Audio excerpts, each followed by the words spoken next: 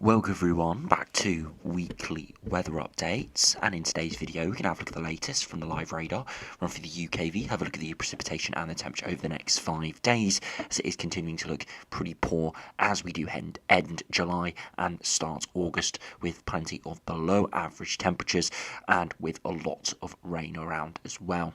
As we do progress into the longer range, as we see on the GFS, GM, ECMWF and the ensembles, the outlook continues to deteriorate, with the upper air temperatures at times being perhaps 5 degrees below average for the time of year, and with lots of rain around, and even some of the runs today suggesting we could see some quite intense low pressure systems moving in. So it could be cold, could be rainy, cloudy and windy all at the same time. Pretty much typical, or even some would argue bad, autumnal conditions now we're seeing in midsummer. Really doesn't look good. So if you're looking for some good news over the next few weeks of the weather prospects, unfortunately haven't got any for you today.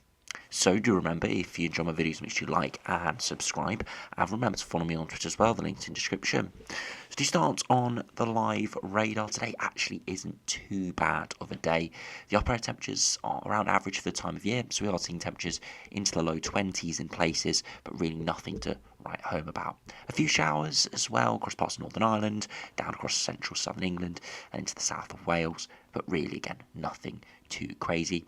Lots of sort of partly cloudy skies, so some sunshine, but equally some areas seeing some thicker cloud.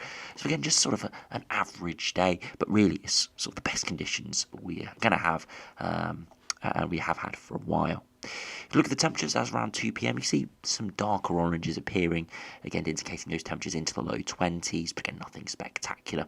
But up and down the country, around that 20 degree mark, maybe 23 or 24 in a few isolated areas. Now, we have been talking a lot about this sort of cool, abysmal sort of weather, and a lot of people have been claiming this has been a very cold month, and equally I have said that this has been a really quite poor month. But I have tried to make sure I say that in comparison to the last sort of 5 years or so, we have had some excellent summer months. June was incredibly warm this year. It was the warmest June on record. But Julys over the past few years have been incredible, and we've really seen a very poor July this year. But statistically, if we have a look at the Met Office CET, July here, if I do highlight it, if we do zoom in, and if I do highlight it on the left of the screen here, is pretty much bang on average, provisionally to the 27th. The CET is 16 degrees, a whole degree lower than June, and pretty much on the anomaly, it is 0. So it's pretty much bang on what we would expect with the anomaly here compared to average. Now, some of you may be asking that temperatures in the day have been poor, they've been terrible, it's been raining all the time, it's been very cloudy, why are we seeing the CET like this? Now, the reason for that is the overnight temperature. CET takes into account the temperature at all times of the day. That's why early in the month, especially in winter months, it can be quite skewed because we can see very cold nights, sort of counterbalancing it. But now we are heading towards the end of the month, it's pretty much sort of all evened out. And the reason for this is because of all the rain, cloud, it has meant that we've actually seen quite warm, humid nights, and with lots of Atlantic weather fronts moving in, it's held those temperatures up. So we've seen a very small diurnal range. So temperatures in the day maybe be 18 or 19 degrees, but at night not dropping much below 13 or 14. And over the course of the day, that averages out to around 16 degrees, which is the CET. Whereas if we had high pressure around, we had sort of an average air mass with plenty of sunshine, daytime temperatures may go up to 24, 25, but overnight temperatures might drop down to 11 or 12, so a good few degrees lower, and that would still balance out to around 16 degrees. So that's why we are seeing the CET suggesting it's pretty much bang average month, but many people just observing what it is outside have been saying it's very poor. It's because the daytime temperatures and the daytime conditions have been extremely poor, but overnight the temperatures haven't actually dropped down all too much. Still looking at the outlook over the next few days, it is going to be pretty cool and pretty poor, so it could just about get into the negative anomalies towards the end of the month, and it definitely looks like the August will start off in the negative anomalies as well. But overall, so far, and most likely in the end, July is going to come out near enough average. We will have some anomaly charts coming out in early August for the whole month of June in general, and we'll be able to see the anomaly charts not only for the overall month and the overall CET, but be able to have a look at daytime maxes and overnight maxes as well. And you'll probably be able to see the daytime maxes will definitely be a negative anomaly, whereas the overnight will probably be in a positive anomaly, weighing out to generally average. So I do want to just put that in there because there has been a lot of buzz around July being very poor, and it has been, but statistically it's actually been near enough bang average in terms of temperatures. But if we do conclude July by looking at the latest UKV, you can see showers around today, a few heavy through the rest of this afternoon, but again nothing too substantial, but locally we could see some quite intense conditions. Yesterday we actually did see a few thunderstorms breaking out across parts of North Yorkshire. I did see reports and some images coming out from Scarborough of actually some big flooding, as we did see a few thunderstorms coming in across a line and kind of stay quite stationary for a couple of hours. Again, very, very localised, and actually we'll be able to have a look at the live radar here again. If we actually put on those past 24 hours precipitation, we'll be able to see it up towards the northeast. We did see some very intense conditions here. Again, it's not 100% accurate, but some very high rainfall rates, very locally in Scarborough, giving some flooding. And again, you can see across parts of the East Midlands here, a line of showers and storms. Very, very small, very, very localised. But again, we could see something similar like that this afternoon in a few places. Again, quite impossible to forecast, but just to make you aware that is a possibility in very isolated areas. Through the rest of this evening, it will continue to be pretty similar, but as we head into tomorrow, more showers will take over overnight, and during the day tomorrow there'll be more showers around, and more of them will be heavier as well, especially further north. As further south as in the morning, there could be some heavier showers, but they should fade away during the afternoon. And once again, it won't be too bad. Now, this low pressure system is decaying, and that is why it's generally just showers and no big weather fronts. So that's why you can see there is a bit of a centre of a low just off Northern Ireland and Western Scotland, with the showers spiralling around it. We're not seeing anything too intense elsewhere. As we progress into Sunday, though, into the final couple of days of July, we start to see a weather front approach, and again there is uncertainty how progressive it will be during Sunday afternoon, but we could start to see heavy rain breaking out from around lunchtime for many parts of England. If you do avoid that rain, then it will probably be very cloudy, but all areas will start to see heavy rain in the overnight hours, spreading northwards and eastwards, perhaps lingering in the morning across southern parts and northern regions as well. And then again, eventually into Monday afternoon, heavy showers in places and more bits of rainfall as well, as we do continue this pretty unsettled spell. And look what happens into the first few days of August. We see a northerly wind coming in. I did look at that in detail in yesterday's video. Direct northerly coming in here by the 2nd of August. And look at those upper air temperatures starting to really drop. You just on the top left, the upper air temperatures getting down to 1 or 2 degrees. Again, it'll be very uncertain how much that cold air will get in, but regardless, the average for the time of year is 10 degrees. As you can see, we're already below average here, and the northerly wind is just about starting. And the dew point as well will be dropping down to the high single digits or mid single digits in places, indicating quite cold, dry air moving in from north. The only positive you could say with that is it could mean there could be some less cloud, and there could be less showers with drier air mass, but it will feel pretty cold out there once that northerly wind properly gets going. If you look at the max temperatures, as I said today, could get into the low 20s, 22 or 23 degrees is possible, but widely high teens or touching 20 degrees. Into tomorrow could be pretty similar. Again, could reach 22 or 23, but widely again high teens or just about touching 20 degrees, so generally average or maybe slightly below. Into Sunday, again, another average day in places, but starting to deteriorate, especially further westwards, again more towards the mid-teens or low teens in places, maybe again just about touching 20 degrees in some other spots. And then into Monday, again pretty poor in the north and west, but could just about reach 23 or 24 in eastern regions. So you can see for the last few days of July, there's going to be very much up and down temperatures. Some places may just hang on to sort of average temperatures. Others could see quite poor conditions with the increasing cloud amounts and increasing rainfall. And then finally into the first day of August, temperatures may be again nudging 22 or 23 in the southeast, but further northwards and westwards only around the 15 to 17 degree mark in some areas. So really quite poor. If we do now have a look at the longer range, we'll be able to see some more pretty abysmal longer range charts. The GFS again goes very unsettled today. You see low pressure moving in, but it's decaying and reducing in intensity through the weekend, and that's why it's generally just showers and doesn't look likely to see any big walls of rain. But more of an active system in towards Monday, Tuesday, Wednesday, there could be, as we saw in the UKV at the end of the UKV, some more areas of rainfall with that. And then eventually we go into a big northerly wind. And by the end of next week, it could be quite potent cold air coming in all the way from Svalbard, Greenland, Iceland, and generally the Arctic Circle.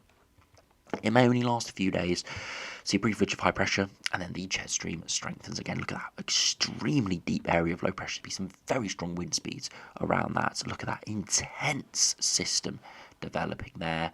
Again, if we zoom into the United Kingdom, look and have a look at the 10-metre wind gusts. Look at that, reaching perhaps as high as 100 kilometres per hour, maybe 60. That's about 65 mile per hour wind gusts there. Intense system. Again, there's no forecast as we are some 8 or 9 days away from this, but just showing you the potential if the jet stream continues to strengthen like it is doing on these latest runs. So next sort of into the start of August, it starts cold with a northerly wind, and then as we head towards next weekend, stormy conditions come in, keeping it cold but keeping it incredibly unsettled as well, and more winds coming in from the northwest in general, with plenty of more lows moving in. And you see the upper air temperatures again don't look abysmal compared to what you'd expect in sort of winter time, but if we have a look at the deviation, generally in the blues, and we stay in the blues. Again, I'm running through this whole GFS run, and you may see glimpses of yellows, some oranges in some warm sectors, but you can see the cold air next week coming in from the north, really dominating much of Europe and into the Mediterranean, where it's been incredibly hot recently. The upper air temperatures getting down towards 10 to 12 degrees below average towards parts of Spain there. And again, staying very cold all the way to the end of the run. No improvement at all. If we do compare to the GM, again, decaying low pressure system at the moment, more low moves out into the towards Scandinavia, pulling that northerly wind. You can actually see a channel low developing here. This is a classic snowy winter sort of pattern. Here, middle of the summer, would produce nothing like that, but it would produce some very heavy rain across the south, as we've got a humid sector, a warmer sector built into that low. But this is a typical heavy snowfall pattern. If we saw this in January, February time, or even December time, there would be many people on this, and if we did see snow produced in the south for this, there would be probably amber warnings issued because of the intensity of these systems. And you could just see this if we have a look at the precipitation, heavy rain across the whole south, accumulated precipitation incredibly high there. You can see probably about an inch of rain falls in some of these areas. Again, in the winter time, that would equate to almost a foot of snow. But we're not seeing that. That is very much speculation. Again, if this happened in the winter, it would never come off. It always deviates in the last few years at least. But again, an incredibly interesting pattern. So very cold northerly wind, channel low moving through, and then we see that incredibly stormy system moving in. Not quite as intense as the GFS, but nonetheless pretty intense indeed. And you look at the temperature deviation, look at all those blues, incredibly cold compared to average over the next few days. Now, I do say incredibly cold, I do mean that in terms of average average summer temperatures. We may be seeing sort of 15 to 20 degrees at the best of times. Again, that's not bad if we were in November time, or maybe even October time, but for end of July, early August, it is incredibly poor. If we finish by looking at the ECMWF, again, low pressure moving in, but weakening, a more intense low moves in towards the start of next week. And then we see another similar pattern to the GM with a bit of a channel low there, with a northerly wind coming in on its back edge, and then incredibly stormy pattern towards day 10. So all three rounds actually pretty similar, all similar with their extremely poor outlooks over the next 7 to 10 days, with similar positioning and timings of these lows and similar sort of air masses as well. So pretty good consensus actually for a pretty abysmal next 10 days or so, both in terms of rainfall and in terms of temperatures as well, with consistent blues appearing from early next week onwards. And again, you look at the accumulated precipitation, huge amounts of rainfall from northern and western Europe in general, but specifically the British Isles here, no part really escaping. Sometimes with this sort of pattern, parts of northern Scotland, western Scotland, Wales, southwest England sees the brunt, and parts of the Republic of Ireland, Northern Ireland seeing the brunt of rainfall. But here, all areas seeing 50 millimetres plus, again equating to about 2 inches of rain. If you look at the upper air temperatures and the precipitation, look at that, incredibly poor over the next couple of weeks, just about touching average perhaps to start August, but beyond that, it's pretty much all ensemble members all the way to around the 10th of August are below average by around 5 degrees or so. Very, very poor conditions, nothing looking good on this at all. a lot of high amounts of precipitation, especially during the first week of August here, meaning very unsettled and cold conditions. The 2 meter temperatures are incredibly poor here as well. Look at that.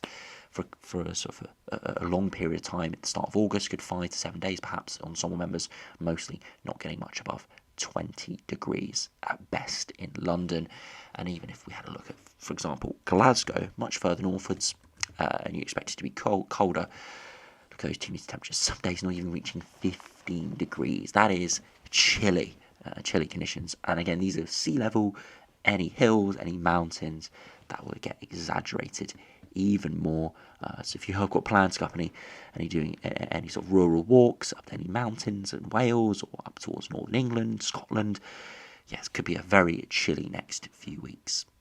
And if we do have a look at the ECMWF for London as well, you'll be able to see that it is pretty similar.